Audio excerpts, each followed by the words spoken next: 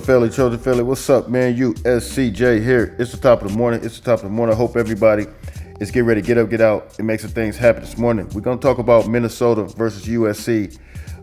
Is this game a game that is being overlooked by a lot of people? I watch a lot of comments, and I noticed that a lot of people are kind of just, oh, this is Minnesota. I kind of felt the same way about Michigan. A lot of people were overlooking Michigan, and I felt like Michigan was one of those teams, of course, because we played them at home, just because of their physical presence, their physicality that they bring. I felt like, we could not overlook them. And, those it's one of those teams that, that they were going to absolutely bring the pressure as it relates to, our offensive line. And I feel like this team could do the same thing when you look at it. And I told you guys before that their overall total defense right now is sitting at number 5. They're actually ranked higher than even Michigan in total defense. Now, I'm not saying that they have a better team or a better defensive scheme or better personnel than Michigan. Absolutely not. But when you look at the tough nose, the hard nose led by PJ Flack, of course, with the veteran quarterback that's coming in there moving the group, I think that USC, has to be paid close attention and not overlook them. We're going to take a look at a couple of players. They got a couple of nice pieces, tight ends, running backs, wide receivers, guys that, and as a defense as a whole, I think that their approach, I'm not even going to name out just one single player because their defense as a whole, I think they have the mentality of what PJ Flack represents, which is the roll the boat mentality, emphasizing teamwork and perseverance. That's kind of what you see with them as a unit, and that's kind of the presence that they bring when you're talking about the defensive mentality. They did have coincidentally the same score with USC versus Michigan, 24-27. So they allowed 27 points on Michigan. And they only scored 24 points against Michigan, the same as what we scored. So let's take a look at them real quick. A couple of guys we could highlight real quick and just let you guys know for my film study, guys that I saw that could pose a potential threat if we overlook. All right, so we're going to take a look at two guys in this video. This is Max Brosman, 6'2", 225, out of the state of Georgia, quarterback. You see him there, number 16, and he's throwing to number 9, which is a great wide receiver as well.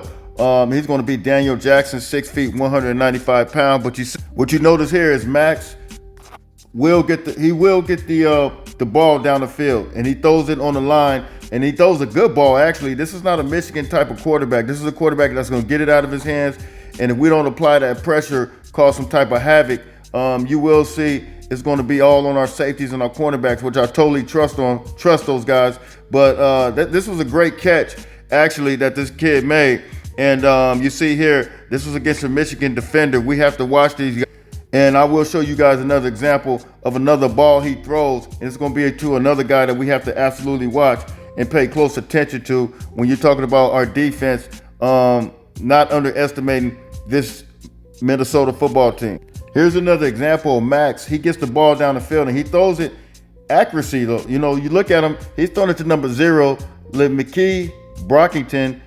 He's 6 feet, 195 pound wide receiver out of the state of Georgia as well. I noticed they have a lot of players from the state of Georgia, but you notice this throw. This is a nice throw. And this is against Iowa. This is the actual catch. Iowa being the number 18 ranked total defense in the country. Iowa, it wasn't like it was a blowout. The game was 31-14 and it was at home, but I guess you can kind of consider that somewhat of a blowout. They got away from them, but they were in the game, they were competing, and a decent defense and the quarterback able to throw it down the field. I think that's something as a whole that we need to watch. But those are the couple of weapons that we want to take a look at, the quarterback and a couple of receivers that you absolutely have to watch. All right, here's another guy, man, 6'1", 200 pound, Kui Parrish, out of the state of Minnesota. Look, he's a kick returner who absolutely has some explosiveness that I think you give a little bit of space, this kid can absolutely go. And you see here what he did to Michigan. He was out, man. I think have deceptive speed with that running style. And you see he's able to move and groove, get down there. So I think our special teams, as it relates to that, is going to have to be on point. We can't take that for granted at all. know that this kid right here is going to try to get the ball in his hand and try to get it only popping, only cracking. But we have to utilize proper special teams, proper tackling when we out there. Now, another guy I want to pay close attention to as well, as far as their weapons, make sure we don't get any explosive plays. You guys know we had explosive plays, 3 explosive plays, particularly against Michigan, which is, so that's, and that was that running back. So this guy here, Darius Taylor, standing at 6 feet, 215. And I think that it's important. He's out of Detroit, Michigan. It's important that, look, we don't allow any explosive plays. You see he breaks tackles. Yes, it was against Nevada, but look, these guys had some success, a little bit of success when they played Iowa and Michigan. They didn't have explosive plays, but they did have some runs. And the key is, let's hold them the same way that Michigan held them, and hold them the same way that Iowa held them.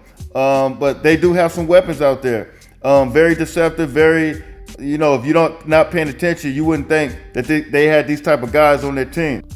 I did notice they use 2 different tight ends, and both of them have big time bodies. So when you're talking about our personnel, if the tight end is in there, I'm kind of wondering if Grady Vance is going to be in there as the nickel, or is this the game where we talked about Anthony Beavers? Is he going to come in and maybe, get up on that tight end, maybe where he can bump him and, be able to utilize a guy like Anthony Beavers. He's a little more physical, bigger in stature. But, one tight end they use here, you see here, number 86 is Jamison Gears, standing at 6'5", 255. And I think that this is one guy that they're going to absolutely use. I saw it against Iowa. I saw it against Michigan. And another one they use is this guy right here. It's going to be Nick Collarop. And he's standing at 6'5", 270. And he's a monster. You see, both of their tight ends are guys that go up and get it. And you see they both have big frames. Nick Collarop, as I stated, 6'5", 270, big body.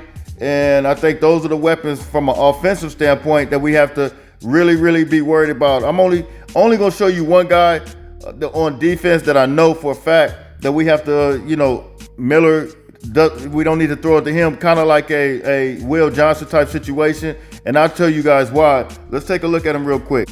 It's going to be this guy right here. His name is Ethan Robinson. And as you see here, he is 131 covered snaps, 10 targets, 2 receptions, 1 pass breakup, 2 INTs. So you see a guy that's very active, very physical, 6 feet, 190 pounds. He's been there for 3 years out of New York. And I'm going to show you guys a play that this guy has absolute game time ability. All right, here's a look at Ethan. And you see him here. You notice the back pedal and how he locates the ball. And you see he does this textbook, man. He goes up and gets it and takes it away from the tight end. And that ended up being an absolute interception. But you watch here. I'm going to roll it again. You'll see him backpedal. And watch how he played the play. Watch the man, located the ball, turned his head around, and no interference, but actually made a big time play on the ball. And that's him right there. That's the one that I think we got to watch, because he's considered to be like the ball hawk on this defense, man. So you guys can hit me in the comments. That's my brief preview of this game. And hey, it is what it is. I think we can go out there. I'm projecting the score going to be 31-17. It's going to be USC. You guys can hit me in the comments. You guys can tell me what you think. Drop those scores drop those scores. Let me know. Hey, everybody that comes on, make sure you hit that like. Make sure you hit that share button. You guys already know where you can find me. It's USCJ32 on Instagram, USCJ32 on Twitter. I'm out of here. Until later on, everybody stay blessed. Fight on, fight on, fight on.